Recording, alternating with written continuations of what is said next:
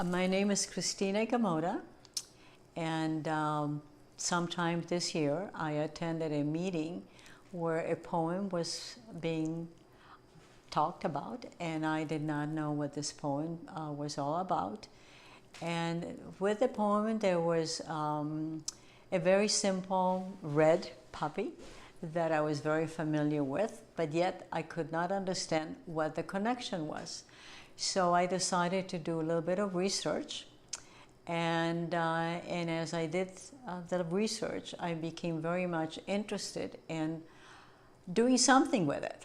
And at the same time, there was another project going in town, and that was to honor the 100-year celebration of the end of the war. And I asked one individual, who happens to be my husband, is anybody doing anything for the veterans? And the answer was no. So I thought that perhaps it would be a very important project to have something for the veterans. And I decided that I was going to approach friends and see whether there would be an interest to help me to make these puppies. So I did have in mind a workshop, so there will be more than just one person. And meanwhile, I kept looking for more and more information, because I realized that the more information I got, the more of this project was becoming of interest to me. And so what I realized was that there were three individuals involved. One was a physician, a Canadian physician, who had gone to Europe, to Flanders, and on May of 1915, his best friend was killed. And it was very difficult on him. He buried his friend that evening. The burial was done in the evenings. And the following day, he went to the site where these unmarked crosses were. And between those unmarked crosses, there were these simple, very red flowers that were blowing. And he wrote a poem. But he was not pleased with the poem, and he crumbled the paper and threw it. This was being seen by a soldier, and the soldier picked it up and showed this to his commander, and the commander took it and sent it to London. And in London, one magazine company rejected, but the other one did not, and the name of that magazine was Punch. So the poem was published in December of 1915. I would like to read you a poem. In Flanders Fields by John McCrae. In Flanders Fields the poppies blow between the crosses, row on row, that mark our place, and in the sky the larks, still bravely singing, fly scarce heard amid the guns below. We are the dead. Short days ago we lived, fell down, saw sunset glow, loved and were loved, and now we lie in Flanders Fields. Take up our quarrel with the foe. To you from failing hands we throw the torch, be yours to hold in high. If ye break faith with us who die, we shall not sleep, though poppies grow in Flanders Fields.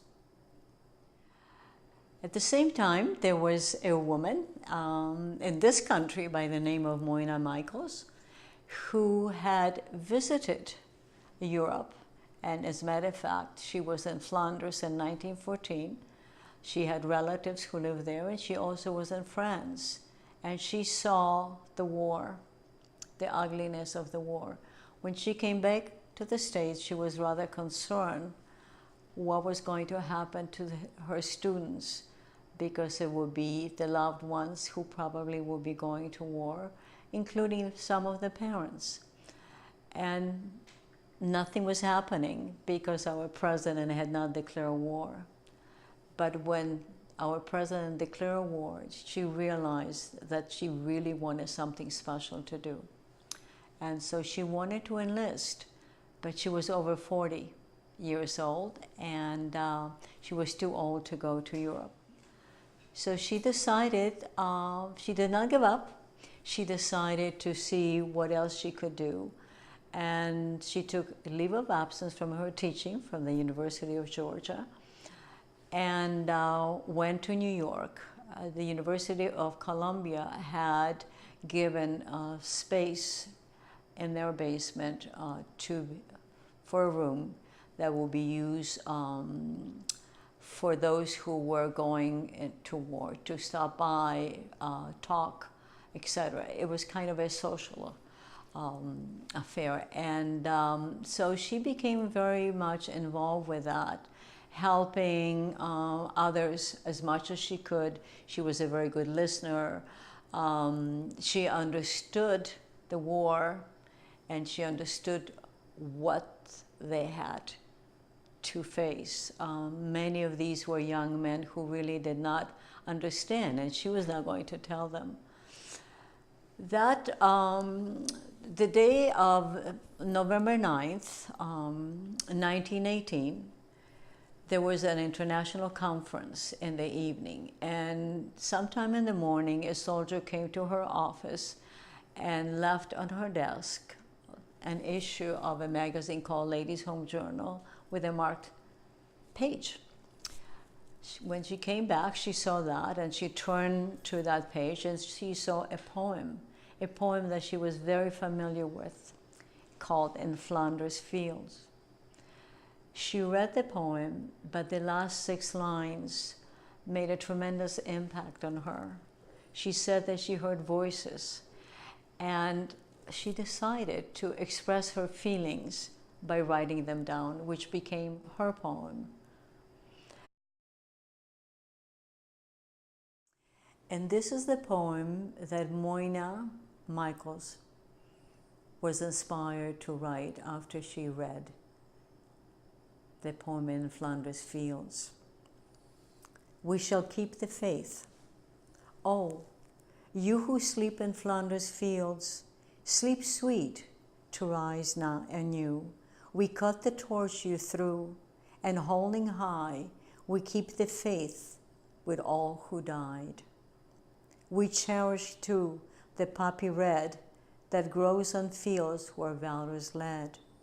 It seems to signal to the skies that blood of hero never dies, but lends a luster to the red of the flower that blooms above the dead in Flanders Fields. And now the torch and poppy red we wear in honor of our dead. Fear not that ye have died for naught. We will teach the lesson that ye wrote in Flanders Fields. A few minutes later, she had a delegation of 3 individuals who came to her office, and they offered her $10 because of the work that she has done by beautifying and making the environment pleasant for them to come.